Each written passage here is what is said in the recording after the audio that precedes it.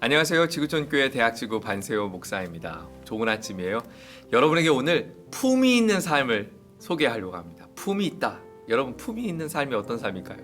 저도 품이 있는 목회자가 되고 싶고 오늘 하루가 품이 있게 살고 싶습니다. 오늘 본문에 이런 말이 있어요. 35절에 보면 여러분이 품이 있게 살면서, 품위를 가르쳐줘요. 그 품위가 뭐냐? 마음에 헛갈림 없이. 품이란 마음에 헛갈림이 없는 거래요. 무엇이 헛갈리는가? 그것이 오늘 본문의 포인트입니다. 오직 주님만을 섬기는 것.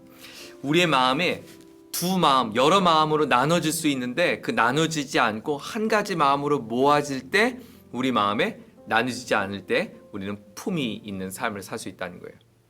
그 마음은 주님께 마음을 쓸 거냐, 아니면 다른 것에 염려와 근심의 마음을 쓸 거냐, 우린 거기에 마음이 나뉜다는 것이죠.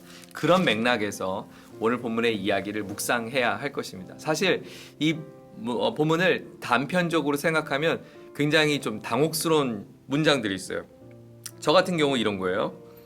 29절에 보면 이제부터는 안에 있는 사람은 없는 사람처럼 하고, 저는 결혼을 했는데 기혼자인데 미혼자처럼 총각 행세를 하라는 거예요.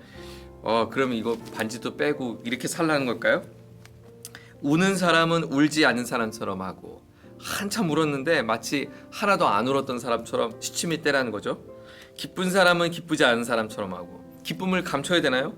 무엇을 산 사람은 그것을 가지고 있지 않는 사람처럼 하고, 내가 막 소유했는데 마치 없는 사람처럼 거짓 행세를 하라는 걸까요? 세상을 이용하는 사람은 그렇게 하지 않는 사람처럼 하도록 하십시오. 그럼 이 본문을 어떻게 여러분 묵상하겠어요? 사실 이 본문은 아까 처음 서두에서 나누었던 품이 있는 사람의 기준이 되는 마음이 나뉘어지지 않는 것에 좀 연결되고 있어요. 이 본문의 맥락은 이런 거예요. 26절에 있어요. 지금 닥쳐오는 재난 때문에 사람이 현재 상태대로 살아가는 것이 좋다고 생각합니다. 지금 오늘 본문의 이야기는 고린도 교회를 향해서 교우들에게 지금 우리의 마지막 때 주님이 다시 오실 그날이 임박했고 이제 환난과 핍박이 다가옵니다. 여러분, 이렇게 우리의 영혼을 허망한 것, 성적인 것, 우리의 죄악에 우리가 써서는 안 됩니다. 우리는 거룩한 성전입니다. 여러분, 결혼하셨습니까? 그렇다면 여러분 이 가정을 잘 지켜야 합니다.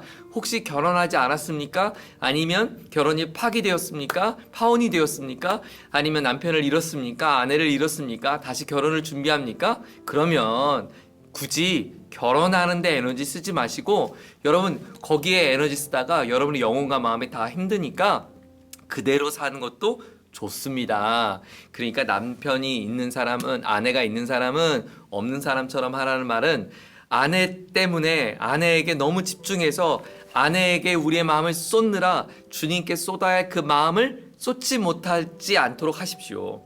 우는 거에 내 마음을 쏟느라 정작 내가 주님께 마음을 쏟아야 될 것을 잃어버리지 않게 해주십시오. 내가 너무 그냥 기쁜 일이 많은 거예요. 그래서 이 기쁜 일 때문에 내가 진짜 기뻐해야 할 대상이신 주님 앞에 기쁨을 빼앗기지 않도록 하십시오. 이런 뉘앙스예요. 그러니까 오늘의 이야기는 결혼해라 하지 마라, 기쁘지 마라, 기뻐해라, 이런 뉘앙스가 아니라 마지막 때를 살아가는 우리가 우리의 마음의 품위를 지키기 위해서 우리가 근신하고 깨어 있어야 합니다 라고 권면하는 것입니다. 그래서 32절에 보면 나는 여러분이 염려 없이 살길 바랍니다. 여러분, 염려라는 건요, 마음이 나눠진 거예요. 내가 뭘 먹을까? 그 염려죠. 오늘 짜장면 먹을까? 짬뽕 먹을까? 그 염려하는 거군요. 염려하지, 그런 것에 내 마음을 이렇게 흩어뜨리지 말라는 거예요. 내가 A로 갈까? B로 갈까? 여러분, 우리 그런 질문 많이 하는데 하나님의 뜻은 A였습니까? B였습니까? 여러분, 하나님의 뜻은 A든 B든 주님을 기쁘시게 하는 데 있어요. 여러분, A라는 사람을 만나야 합니까? B라는 사람을 만나야 합니까? 하나님의 뜻은 A인가 B가 아니고 A를 만나든 B를 만나든 주님을 기쁘시게 하는 연애를 하길 원하세요.